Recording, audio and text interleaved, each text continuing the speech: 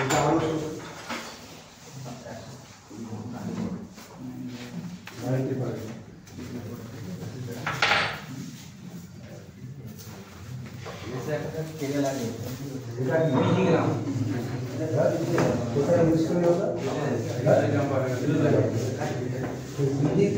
একদিকে যেমন ভালো, আমার চারিদিকে মিলাই অনেক সময় কিন্তু কাঁদিয়ে চলে যাবে।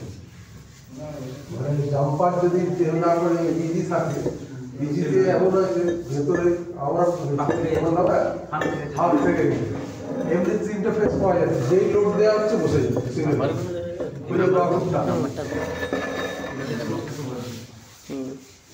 খুঁজে পাওয়া খুব টাফ। কাটাও বিভিন্ন আছে,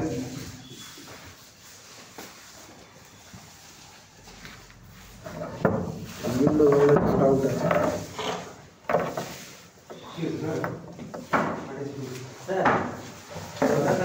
এইটা বোঝাবো, এটা সময় নেই।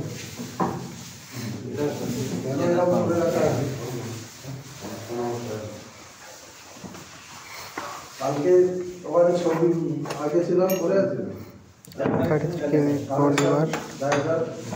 এটা 11 কেবি পড়ে যাবে পিনটা। এখানে সব ক্ল্যাম্পগুলো আছে। এইচপিতে আমরা কি বলেছিলাম, এইচপি ডেল্টা। এখানের সাথে দেখো প্রত্যেকটা কয়েল, এটা কি বলো, এই কয়েল হয়ে আবার এটার সাথে এটা শর্ট, এটার সাথে আবার ওকে ত্রিভুজের মতো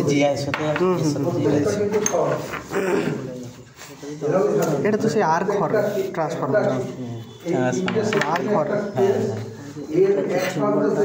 এটা সেই ইয়েতে দেয়, সেই নিচে স্টেতে দেয় নিচে, যার জন্য আমরা ফেস টু ফেস করলে স্কিপ হয় 0.5 কেন এটা শর্ট করাই আছে। যদি কেটে যায় তাহলে ভোল্টেজ থাকবে না, যে কোনো একটা জায়গায় কেটে যাবে। এমনও হতে পারে তোমার এখানে কাটেনি, কোনো একটা কয়েলের মাঝে কেটে গেছে, তাও হতে পারে। তখন কি হবে, তখন এই যে কয়েল দেয়া আছে, কয়েলের ভেরিয়েশনের উপরে ওর একটা মাল্টিমিটার কাটা একটা সব ঠিক তাই, মাল্টিমিটার দিলে সেটা ভালো হয়ে যাবে, তাহলে কিন্তু প্রজেক্টরস কম। আমরা এখানে 3টে ফেজ এইচপি ঢুকবে, কিন্তু দেখো প্রত্যেকটার সাথে এইটার সাথে এইটা এই যে শর্ট হয়ে আবার এটার থেকে গিয়ে ওটাই যাচ্ছে, ওটার থেকে গিয়ে এটাই গিয়ে এটাই আসছে, প্রত্যেকটা শর্ট আছে। এটা এইভাবে দেখানোর জন্যই করা আছে যে আমাদের কানেকশন ডায়াগ্রামটা তো থাকে টেমপ্লেটে, বাইরে দেখাবো, কিন্তু ভেতরে কেমন থাকে ট্রান্সফার, সেটা খোলা কোরটা আর ওয়াইন্ডিংটা রয়েছে, এগুলো কোর, ল্যামিনেটেড কোর আমাদের। তার ভেতরে আমাদের কয়েল থাকে, কয়েল আমাদের নষ্ট হয় কিন্তু এইচপি, এলটি কয়েল সচরাচর নষ্ট হয় না।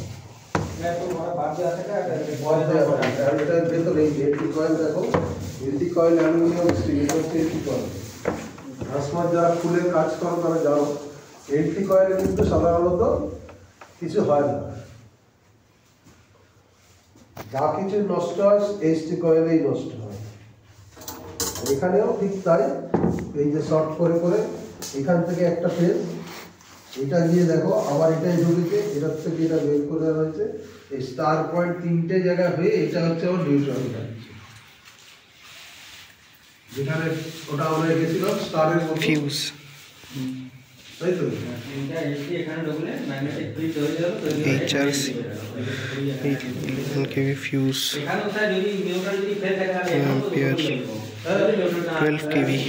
ফেল হলে তখন হাই ভোল্টেজ হবে, হাই ভোল্টেজ হয়, লাইনে ভোল্টেজ হয়, কিন্তু আমি যদি নিউট্রাল যদি না রাখি with fuse wire 12 gauge, voltage পাবে তো, অবশ্যই পাবে 14 ভোল্টেজ পাবে। যখনই আমি ওকে 8 দিচ্ছি তখনই ও নিউট্রাল, নিউট্রালটাকে 8 করবে, নিউট্রাল কে করি আমরা আমার লাইনে, মানে আমাদের স্টার্টে নিউট্রালটা 8 করি। হ্যাঁ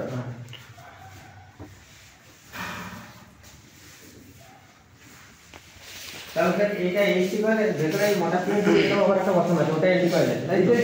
হ্যাঁ, এটা সব কটাই এইচটি কয়েল।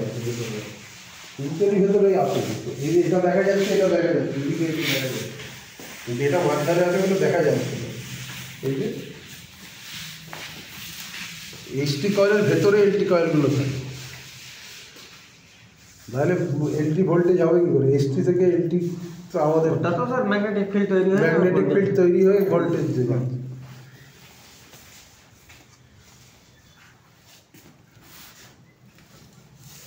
দুটো ডবল আর্ট বলা হচ্ছে কেন? আমি যদি এই পোর্শনে কাজ করি তাহলে আমি দুদিকে ডিসচার্জ রড লাগাবো, তাই তো?